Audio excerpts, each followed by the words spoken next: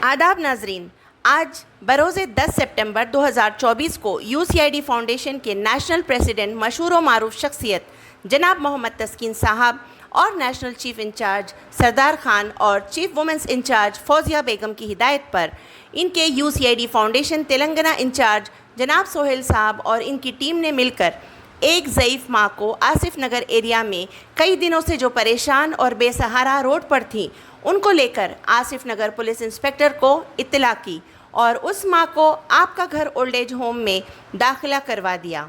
नाज है ऐसे लोगों पर जो हमेशा इंसानियत के नाम पर आवाम की मदद करते हैं। जैसे कि सभी जानते हैं कि यूसीआईडी फाउंडेशन के चर्चे सारे हिंदुस्तान में मशहूर हैं।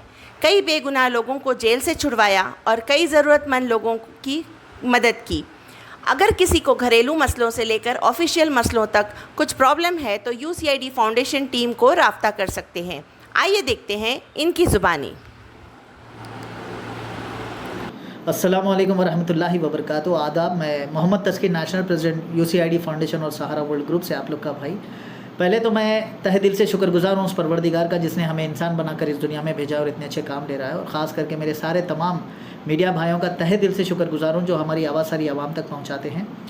और ख़ास करके जो हमारे ऑफिशियल्स हैं तेलंगाना स्टेट के, जो पुलिस और सारे ऑफिशियल्स का मैं तहे दिल से शुक्रगुजार हूँ जो माशाल्लाह काफ़ी हेल्प करते हैं, सारे लोग को बढ़ चढ़ कर हिस्सा लेते हैं हर परेशानियों में लोगों की तकलीफ़ें दूर करने के लिए। और कल इसी तरह कल एक 10 सितंबर को एक आसिफ नगर पुलिस स्टेशन के हुदूद में एक वाक़या पेश आया था, जो हमारे हिंदू माँ कोई घर से हकाले गए थे, तो वहाँ पे आके कोई बेचारे बेसहारा रोड पर पड़े थे कई दिन से। तो वहाँ पे लोकल आवाम जो यूसीआईडी फाउंडेशन को इत्तला दी, वहाँ के एरिया प्रेसिडेंट को जो हमारे सोहेल साहब है, तो इंचार्ज है वो एरिया के नामपल्ली के, तो वहाँ से उन्होंने चीफ जो इंचार्ज है हमारे नेशनल के जो सरदार साहब, उनको इत्तला दी है। तो वहाँ से मेरे को कॉल आया था कि एडवाइस के लिए, तो मैंने तुरंत बताया कि भाई कुछ ना सोचे, पहले तो ऑफिशियल को इत्तला दे। लोकल एरिया पीएस में सर्कल साहब का भी बहुत सपोर्टिव था, मैं तहे दिल से शुक्रगुजार हूँ। जो इमीडिएट जो प्रोसीडिंग थी, लीगैलिटीज़ थी, वो सारे स्टैम्प कर दिए हैं। तो करने पर जो लीगैलिटीज़ करने पर उनको जो एनजीओ छोड़ा गया है वहाँ पे, जो ओल्ड एज होम में जो छोड़ा गया है, उनके जो भी वालदा थे किसी के भी, तो मैं चाहता हूँ कि पहले तो एक मैसेज दे दूँ कि चाहे हिंदू रहे, मुस्लिम रहे, कोई भी रहे, तो पहले ये ना देखें कि कौन सा धर्म है, पहले ये देखें कि इंसानियत के लिए आगे बढ़ चढ़ कर हिस्सा लेना है।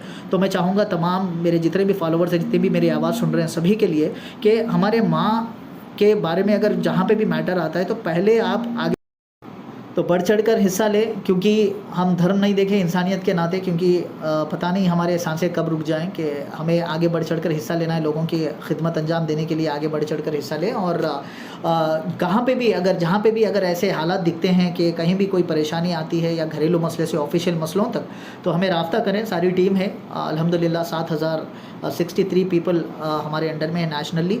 तो मैं चाहूँगा कि सभी लोग अपने एरियाज़ में जितने भी परेशान लोग हैं, चाहे वो हिंदू, मुस्लिम, सिख, ईसाई कोई भी हो, तो आप इंसानियत के नाते बढ़ चढ़ कर हिस्सा लें, उसी में हमारी भलाई है। क्योंकि ये एक मैसेज है जो आपको सिर्फ मैं बताना एक ही चाहता हूँ कि किसी की भी वालदा है, पहले क़दर करिए, क्योंकि हम भी ऐसे हैं कि इंसान हैं कि एक दूसरे की तकलीफ़ समझना चाहिए।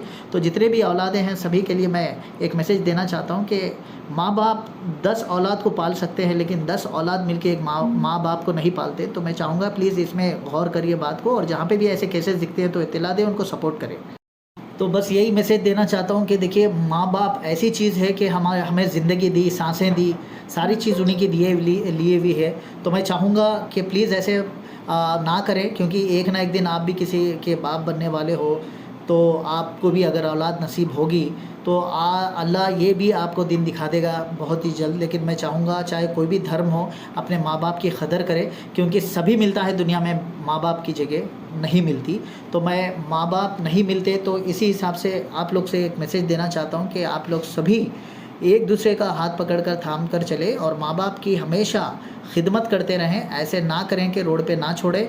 ओल्ड एज होम जो रखा गया है बस ऐसे लोग के लिए रखा गया है, लेकिन हमें शर्म आती है जो हम ऐसे माँ बाप को लेकर जाके ओल्ड एज होम में डालते हैं, जबकि आप आज जिस घर में रहते हो, जिस कपड़े पहनते हो, उन्हीं की देन है, उन्हीं की भीख है। तो मैं चाहता हूँ कि इस पे गौर करें। तो ऐसे केसेस को जितना भी हो सके कंट्रोल करें। अपना पड़ोसी का फ़र्ज़ होता है कि ऐसी फैमिलीज़ में जाकर ना काउंसलिंग अच्छी तरह करें, ताकि माँ बाप और औलाद मिलजुल कर रहे। काउंसलिंग करने के लिए आपको खुदा भी खुश होगा, चाहे कोई भी धर्म हो।